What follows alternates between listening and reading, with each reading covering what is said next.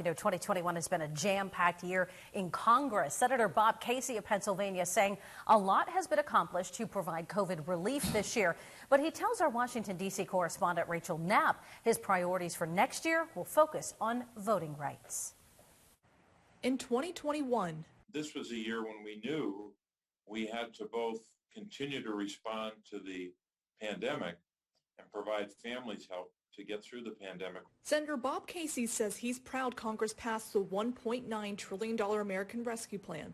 This piece of legislation gave people a $1,400 stimulus check, billions in aid to state and local governments, and billions more for COVID relief and vaccine distribution. That legislation got shots in arms, got kids back in school, and made investments to help families be able to afford basic essentials like food.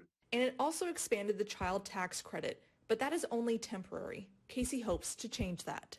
Not simply to make stronger or enhance the child tax credit, but to continue what we started in the rescue plan. This is just a one-year provision. And for next year, now you're even seeing state legislatures and other state officials trying to not simply suppress the vote, but to change the vote, to literally have partisan elected officials change the result in a state to serve their partisan interests instead of letting the voters decide.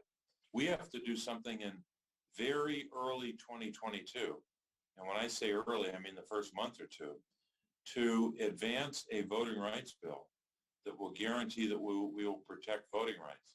He says in order for Congress to move forward with voting rights legislation, the Senate needs to change their rules so they can pass bills by a 51-50 vote.